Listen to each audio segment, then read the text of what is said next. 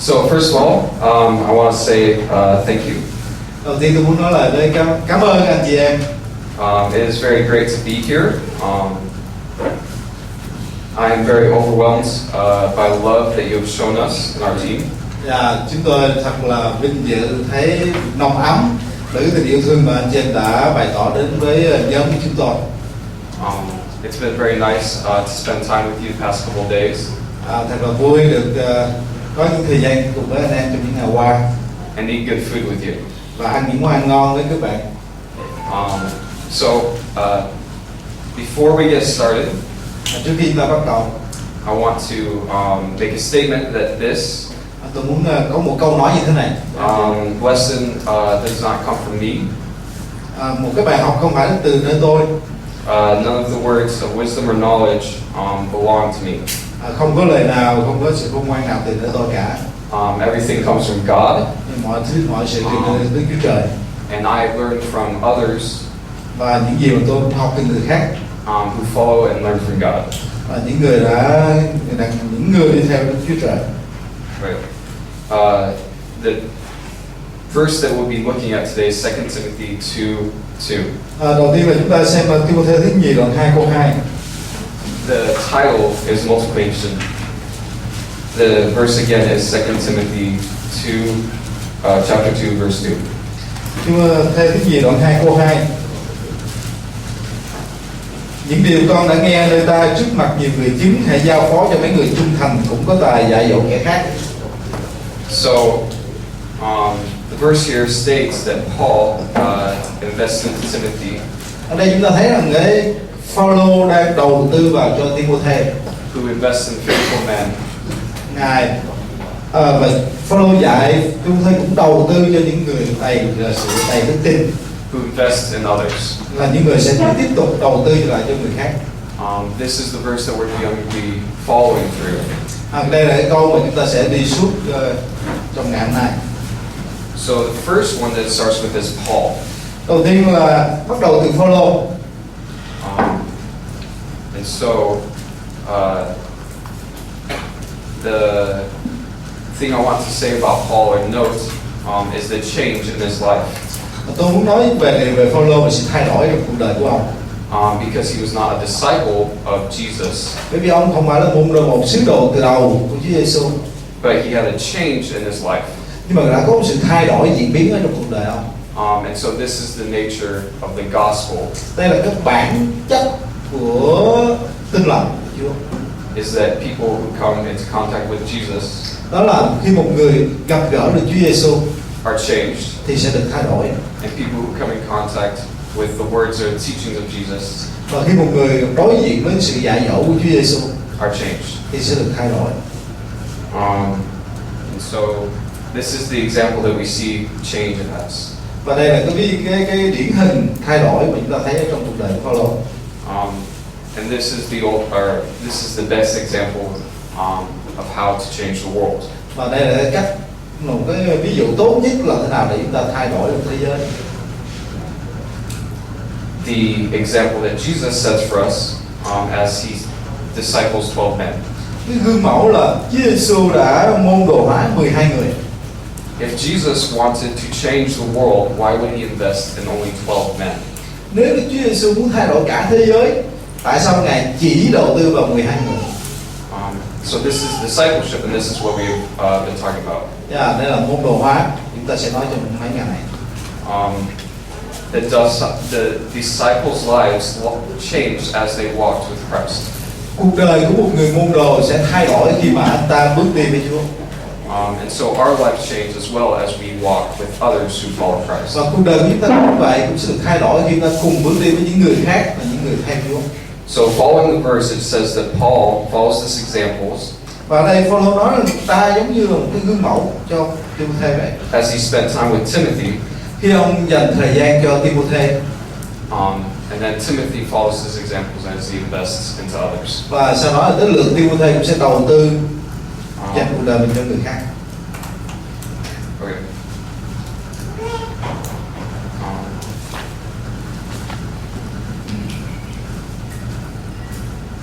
So I want to take a second to point out that not only is discipleship change,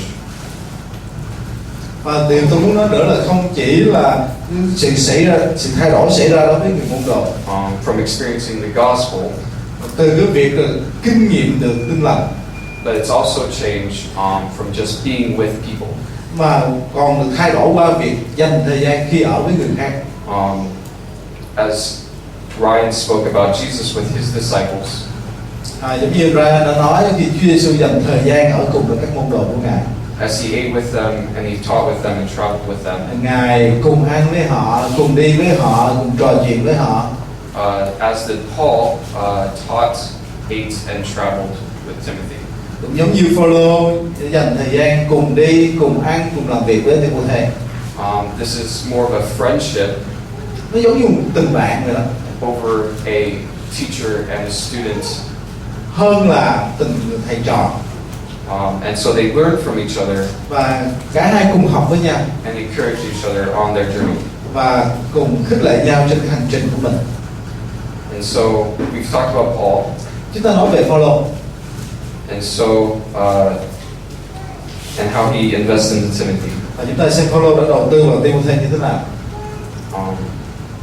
Acts 16 Trong sách Công vụ đoạn 16 is a chapter that's great, and we don't have to read all of it. chúng ta không cần thiết phải đọc hết đoạn này. But this talks about when Paul met Timothy, and so Timothy follows Paul. Nhưng mà đoạn này ghi chú là một tên chi tiết là Phaolô đã gặp Timôthê và Timôthê đã quyết định theo ông. And so that goes into the next point, Đây là điều đi tới điểm kế tiếp mà tôi muốn nói the với các next bạn. person. Đó là nhân vật kế tiếp. Paul to Timothy to faithful men. Phaolô dạy Timôthê có đầu tư vào những người có đức tin, người đầy đức tin. So in the verse, it describes it as in trust. Và cái câu đó ghi lại là chúng ta giống như chúng ta tin cậy, đầu tư một cách tin cậy vào người khác. The word in trust is like the word invest. Giao phó đó, tức là phó thác giống như mình đầu tư vậy. And this is a banking term, a banking, Đây là một cái từ ở trong ngành ngân hàng, which means to make a deposit like money. giống như chúng ta đặt tiền vào trong ngân hàng. And so Paul follows the example of Jesus, Và Phaolô học theo cái gương của Chúa Giêsu, not just preaching to people, không chỉ là giảng cho đám đông. as Paul is very well known for visiting many churches, Chúng ta cũng đã biết rằng Phaolô rất là nổi tiếng, ông là nhà truyền giáo, ông hội thánh, ông là một người giảng dạy. but he also teaches Timothy. Nhưng mà ông cũng là người dạy dỗ Timôthê. And so this is a spiritual investment. Và đó còn là một sự đầu tư. It is a lot of time Paul could have spent with other people, Và ông cũng dành thời gian cho người khác, sharing the gospel. chia sẻ tin lành. But he knew that he would have a greater impact Nhưng mà ông biết rằng ông sẽ có một tác động lớn hơn by investing into one person. khi mà ông quyết định đầu tư vào một người. That person is Timothy. Và người đó chính là Timôthê. Also to note Chúng ta cũng cần lưu ý rằng is that when Paul travels with Timothy, khi Phaolô đi đây đi đó với Timôthê, he had to have extra room and food. ông luôn luôn có thêm phòng nơi ở, thêm cái ăn cho Timôthê của mình, To care for Timothy. và quan tâm chăm sóc cho Timôthê của mình. It's not just an investment of spiritual, Tức là đầu tư không chỉ đầu tư về mặt thuộc linh, but also his time and resources, mà đầu tư về thời gian, và đầu tư về những nguồn lực nữa, money and food. đầu tư về tiền bạc, đầu tư về cái ăn uống. And so back to the entrust, which is like invest. Chúng ta quay lại với cái chữ phó thác hay là giao phó, tức là chúng ta đầu tư, You want tin cậy. your investment to make a good return. Chúng ta đầu tư và chúng ta muốn cái sự đầu tư nó sinh lời. If you invest a lot of money, Nếu như đầu tư bằng tiền, you want a lot of money back. chúng ta muốn tiền nó trở lại với mình lời ra. This is the security or safety of that deposit. Chúng ta cũng muốn cái món đầu tư của mình nó được an toàn. in a spiritual sense, the security of the deposit is the faithfulness of the students. Và ở khía cạnh tâm linh đó là cái sự an toàn của món đầu tư, đó là chúng ta tìm kiếm những người đầy đức tin. If you spend a long time or a lot of time with someone, Nếu chúng ta dành nhiều thời gian, dành nhiều tình yêu thương cho một ai đó, teaching them and sharing food, dạy dỗ họ, cùng ăn cùng uống, you want them to have a good use of that and to continue using it. và các bạn cũng muốn họ sử dụng tốt những cái tài nguyên mà bạn đã đầu tư cho họ, đúng không? So it's the faithfulness of the students. Đó là cái sự trung tín, trung thành của người học sinh của mình. So for us, Đối với chúng ta, as we look for somebody to invest in, khi mà chúng ta cùng làm việc với ai đó để đầu tư vào họ, to spend time with, dành thời gian cho họ, we look for someone who is faithful. chúng ta tìm kiếm những người trung thành. They will listen to what we will say. Họ sẽ lớn lên trong những sự dạy dỗ của chúng ta và giữ cho chúng ta được an toàn. And they will teach it to others. Và họ sẽ dạy dỗ lại người khác. You do not want to teach someone who will not use or spread what they are taught. Các bạn chắc chắn là không muốn dạy cho một ai đó nếu như người đó không muốn lan tỏa ra, dạy dỗ ra người khác cái điều mà anh ta đã được dạy. You want someone who is willing to change, Các bạn muốn dạy dỗ một ai đó, một người đó sẵn lòng thay đổi, who is brave một ai đó can đảm and eager to learn. và ham thích học hỏi. I'll be talking more about choosing disciples or finding disciples Tôi tomorrow. sẽ nói thêm, ngày mai sẽ nói thêm là chúng ta làm sao để chúng ta tuyển chọn các môn đồ của mình, I tìm ra also những người môn đồ của mình. want to note this pattern or strategy Và tôi cũng muốn lưu ý về một cái khuôn mẫu hay là một cái chiến lược như thế này. of Paul into Timothy into faithful men Từ Phaolô qua Timôthê rồi qua đến những người trung thành khác, is a guaranteed multi-generational impact. để đảm bảo có một sự tác động liên lan tỏa nhiều thế hệ. I'm very grateful to see some younger faces in the crowd. Tôi cảm ơn Chúa thấy nhiều gương mặt trẻ trong căn phòng này. Of course, I'm referring to all of you. Dĩ nhiên tôi cũng yêu mến tất cả những người còn lại. As is but the point of the multi-generational impact Và cái điểm là chúng ta phải có một sự tác động trên nhiều thế hệ. is that if we teach someone who is younger than us, Khi chúng ta dạy dỗ cho một ai đó trẻ hơn chúng ta, then they will be able to teach someone who is younger than them. họ sẽ dạy dỗ cho một ai đó trẻ hơn họ. And it may be hard in different scenarios, Sẽ dĩ nhiên có nhiều cái kịch bản khác nhau có thể xảy ra, different times, có nhiều lúc nó sẽ khác biệt nhau.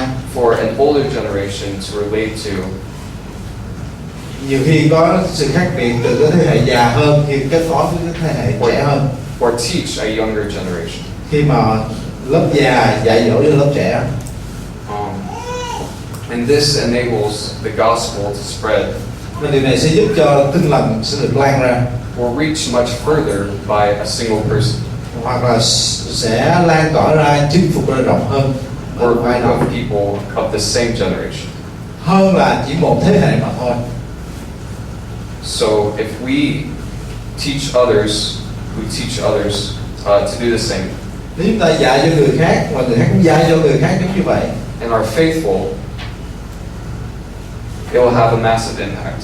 và lúc đó nó sẽ có một tác động rất là lớn lao. So on this note, I want to ask you a question Và tôi muốn giao cho anh em một cái việc thế này, about the impact you have. về cái tác động của anh em. So what is a number of people that would be great in a single day that you would be able to share the gospel with, Một ngày thì anh em có thể chia sẻ tin lành được cho bao nhiêu người, or have them believe the gospel? dẫn dắt cho họ tin vào Chúa được bao nhiêu người. How many people in a day would be a big number for you guys to evangelize? Một ngày mà anh em có thể làm chứng nhiều nhất là bao nhiêu người?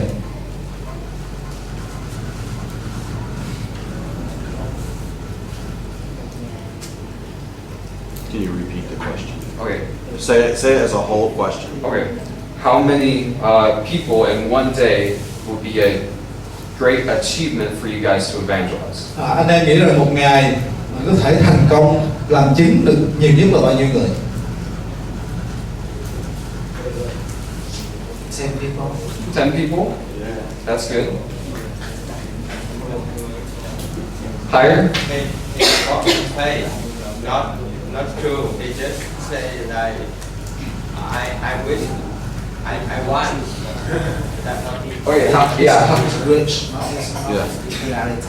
Okay, if it was not reality, Ok, con số 10 đó là chỉ con số anh ta ước ao if it thôi. was something that you could wish that you could evangelize in one day, Cái đó là người ta ước ao một ngày ta có thể làm chứng được 10 người ha. what would be a good number? Ai khác không? Ai có con số nào khác không? 5 người không? 5. Ước ao, cứ ước đi.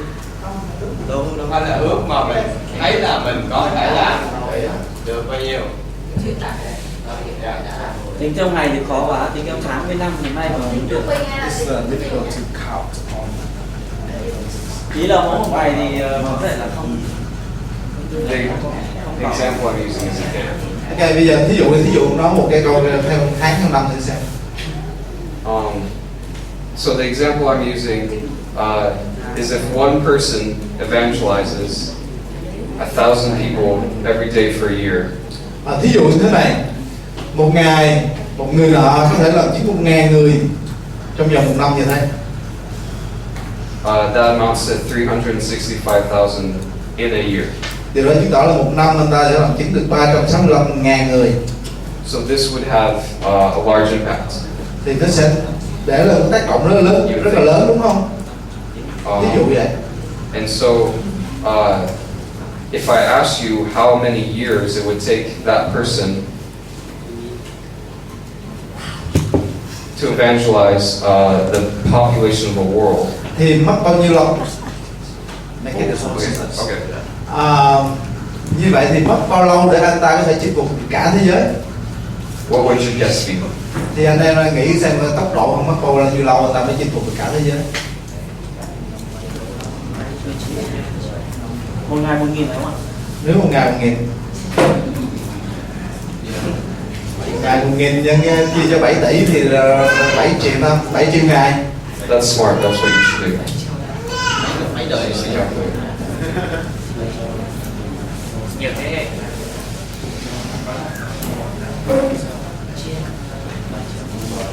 We're assuming that the population of the world is 7.5 billion. Bây giờ mình giả dụ như dân số thế giới là 7,5 tỷ người đi. Rồi làm phép tính đi xem. Được 19 năm. Ngày nào cũng phải 1.000 người thì sau 19 năm. If you go with the million of 1,000 a year, Yes. it costs you 19 years. 19 years to reach all. Is he doing 7.5 Không, billion? nhầm, xin lỗi. 19.178 năm. 19.000.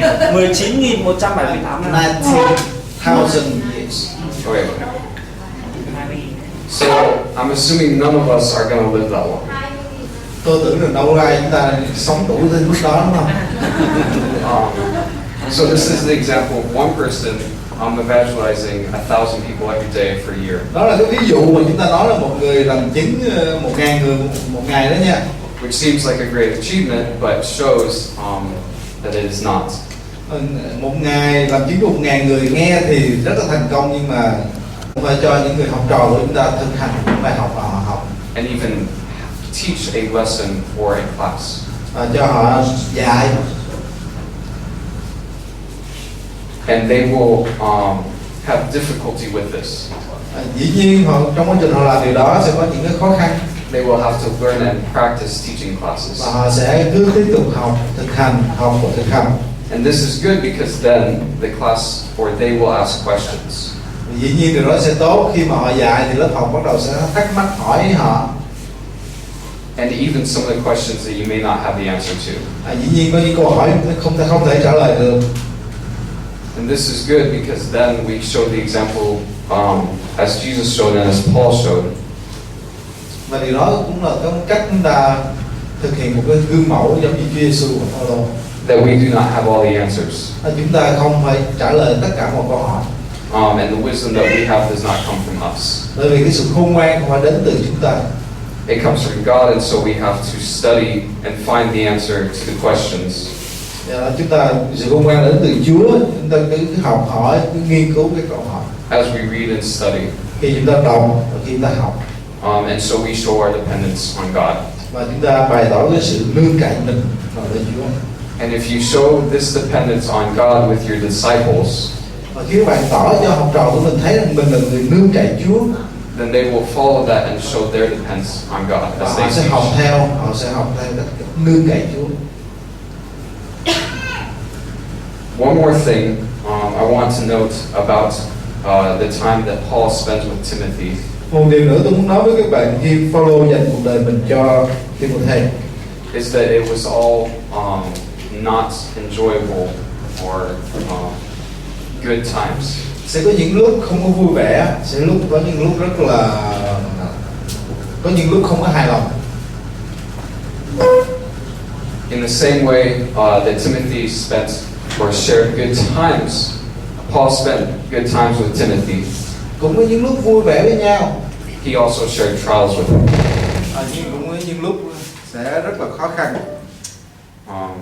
In Acts 16, ở trong sách Công vụ đoạn 16, we see that soon after Timothy decides to follow Paul, sau khi Timothy quyết định đi theo Phaolô, he goes into a town with Paul, and người đó đầu tư vào 5 người khác, who then invests into 5 people. rồi mỗi một người ở cái bậc thấp hơn là đầu tư vào 5 người khác. How many years do you think it would take to reach the entire world? Nên nghĩ bao population? nhiêu năm thì có thể chinh phục được cả thế giới, có thể làm chứng được cả thế giới. So I've done the math for this one. Tôi đã làm cái bài phép tính này cho anh em rồi. So 7.5 people can be reached and discipled in less than 14 years. 7.5 billion. 7.5 billion people can be reached and discipled in 14 years. Trong vòng 14 năm thì sẽ chinh phục được, sẽ làm chứng được 7,5 tỷ trên thế giới. If we invest into 5 people, Nếu như chúng ta đầu tư vào 5 người, who invest into 5 people, who và 5 người đó mỗi người đó into đầu tư 5 vào 5 người, bậc thấp hơn sẽ đầu tư vào 5 người. Paul could not reach the whole world by himself. Phaolô không có thể tự một mình mà đi giảng cả thế giới. And the disciples of Jesus could not reach the whole world by Và themselves. các sứ đồ của Chúa Giêsu cũng không thể tự mình mà chinh phục được cả thế giới. But they knew that the impact that they could have would be greater Họ biết rằng cái tác động họ sẽ để lại sẽ lớn hơn if they invested into a small group of people. nếu như họ sẽ tác động mà họ sẽ đầu tư vào một nhóm nhỏ ít người. I want to note that this requires the people to be faithful and give the message to others.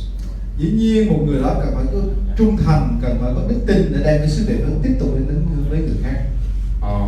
This involves guiding them, teaching them, and living by example. Và điều đó có nghĩa chúng ta phải hướng dẫn họ, dạy dỗ họ và chúng ta làm gương họ cho họ trong nếp sống của mình. The example of Paul with Timothy Và cái ví dụ của Phaolô và Timothy is that he lived his life with them, eating, traveling, and spending time with them. đó là Phaolô dành thời gian trong cuộc đời mình để cùng đi, cùng làm, cùng ăn, cùng ngủ với họ, không với Timothy. So discipleship was not just teaching. Môn đồ hóa không phải là chúng ta chỉ dạy mà thôi. And similarly, when you spend time with people, Và khi chúng ta dành thời gian cho người khác they are learning from you more than just what you teach them. thì người ta sẽ học hỏi từ các bạn nhiều hơn là các bạn dạy họ. There's a saying that people, I'm sorry, I want to say.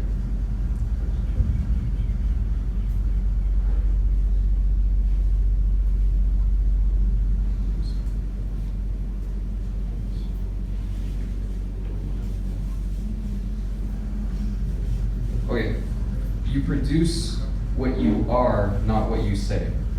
Chúng ta sẽ tạo ra những gì cái con người của chúng ta chứ không phải những gì chúng ta nói. So people will copy more of the way you live Người ta sẽ học theo cái cách mà bạn sống, and your behaviors cái cách mà bạn ứng xử, than what you teach them to do. chứ không phải là những lời mà bạn dạy họ. And so as we see with Paul, who invests in Timothy, who invests into others, Và khi chúng ta thấy là Phaolô đầu tư vào Timôthê đầu tư vào những người trung I'm thành. sorry, who invests in the faithful men who invest into others. Đầu tư vào những người đầy đức tin, những người trung thành, những người đã tích lũy, họ sẽ đầu tư lại những người khác.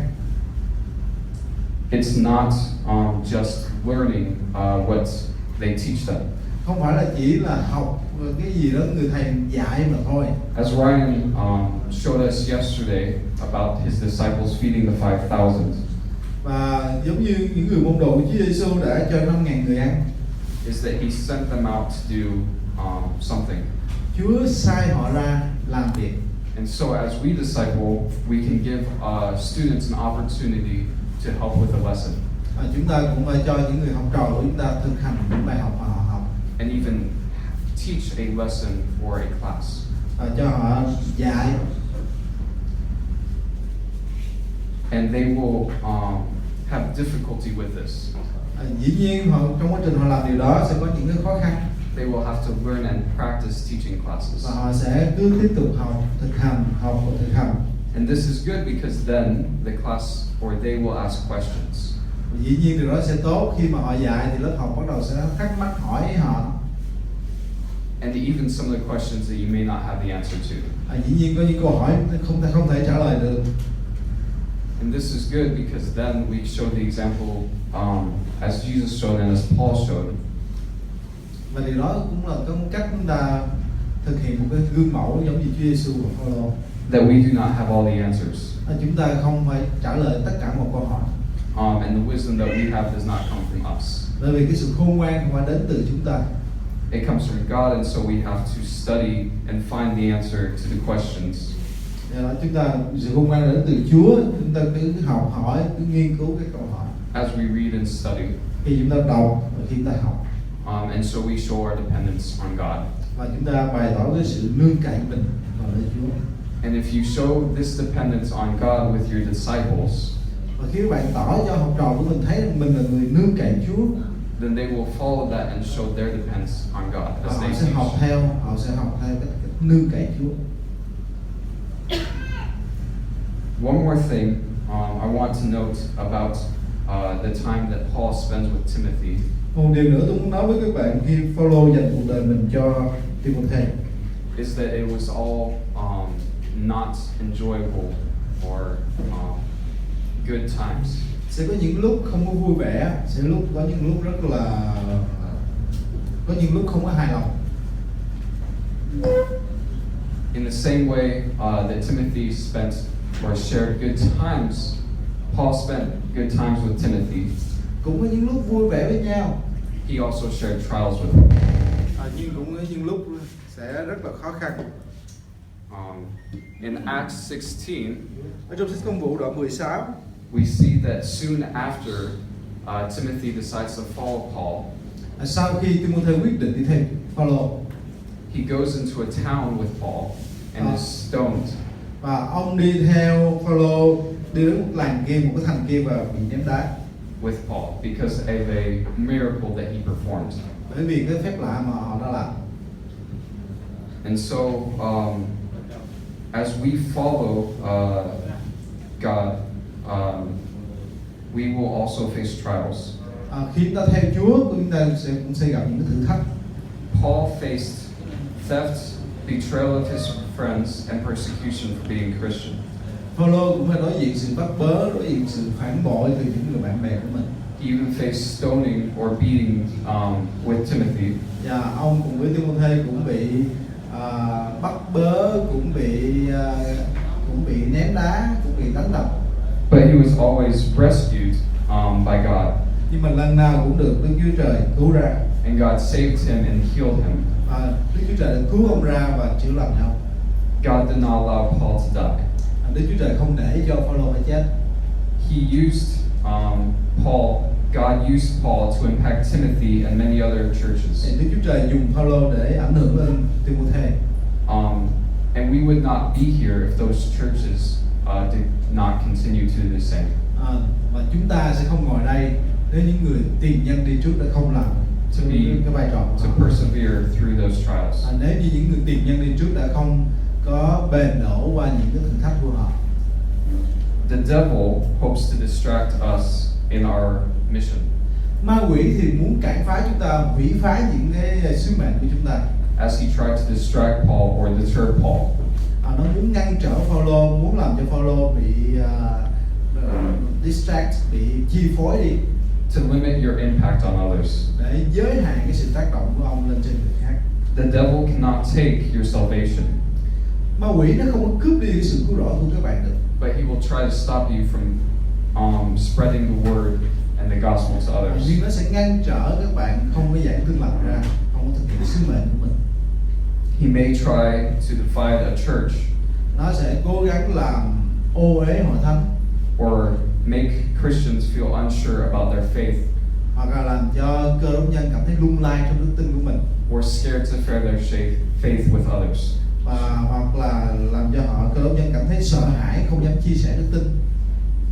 And so as you spend time with your disciples, và khi bạn chia sẻ đức tin chia sẻ thời gian với môn đồ của mình, and you share trials with them, chia sẻ những cái thử thách với họ, we will learn that, or you will see that you are not perfect and I'm not perfect. Và bạn sẽ nhận ra là mình cũng không phải là người hoàn hảo và không ai cho chúng ta hoàn hảo. And they're not perfect, but we all need God. Tất cả chúng ta đều cần Chúa. And so,